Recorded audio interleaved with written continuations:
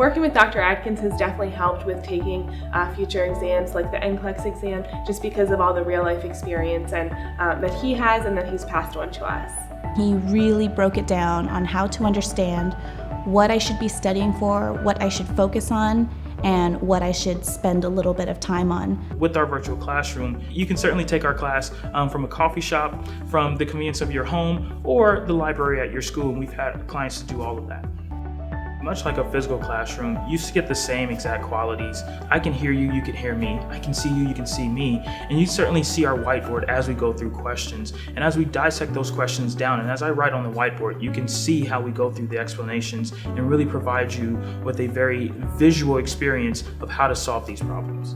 Brian is there the entire time, and you can open your mic and ask him questions immediately through the whole meeting, so you're able to correspond back and forth in real time. You need to try this program. I ended up getting an 88%, which is a 98th percentile out of the entire country. After working with him, I got my scores back and I was the 95th percentile in the nation.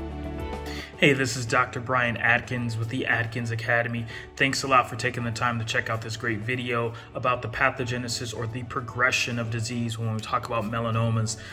Definitely let me know if you want to see more videos like this. Please comment, like, share it, and definitely tell your friends all about it. Oh, and also one other thing, if you'd like to get access to additional questions, there's a quiz, our TEAS and HESI Mastery quiz. Just look in the description below, select the link there for the AtkinsAcademy.com/mastery quiz link, and actually you can get access to our mastery quiz. I do go over the questions in our YouTube channel, so definitely take a look at that and stay tuned for more videos. Let's jump right into it. Here we go. And so UVA or UVB rays, okay?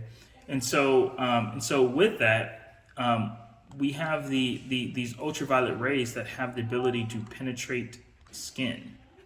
So penetrate skin. And so when they penetrate skin, they actually cause damage. They cause thymine dimers, okay?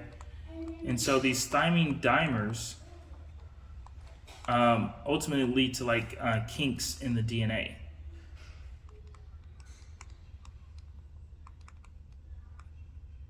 Okay, and so these kinks in the DNA then lead to atypia, so atypical skin cells. Okay, so cells that start to look different, right, and ultimately lead to dysplasia.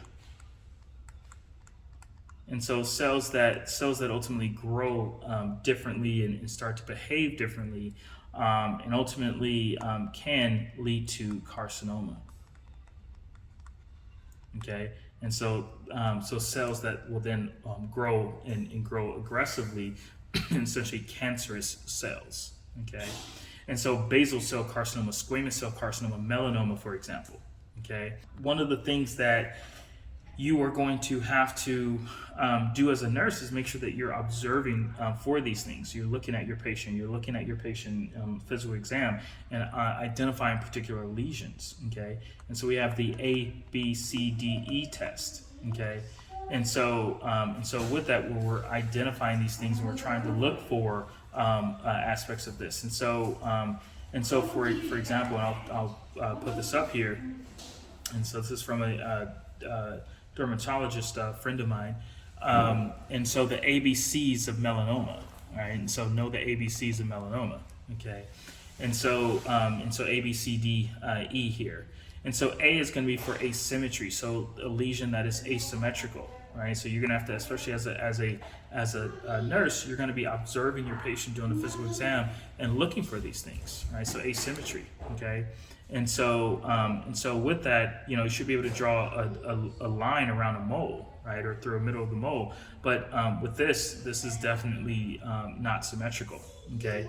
Irregular borders, and so irregular borders are crusting or notching of the borders, and also different colors, and so different colors, right? So you see multiple different colors in here, okay? And so there are a variety of colors, right? So certainly black, white, and blue is very worrying also, okay? And so the diameter, right? So anything larger than say 2 centimeters or the size of a pencil eraser, right, definitely needs to be biopsied, okay? And so then, one of the things that you're going to learn in nursing school is that you have to document. And so there are literally cases in terms of lawsuits where things happen, but it wasn't documented. And if it's not documented, then it didn't happen, even though you did it. You did it properly, you did the right protocol, but because you didn't document that you had done it, then that's where they have grounds for a lawsuit. Okay, so with that, the E is for evolve, right? So how has it evolved? And so make sure that as your patient is coming in to see you, if you're in family medicine clinics or something like that, or internal medicine or something, right? Wherever you are, you want to make sure that you're doing a full examination of your patient and documenting those clinical findings. Okay, ensure the shape, the size, the color, any other features, itching, bleeding, tenderness, right? Pain associated with this particular lesion. Right, so how is it evolving? Make sure that you're documenting these things, because these will come back to haunt you if you don't. Okay. All right. So good.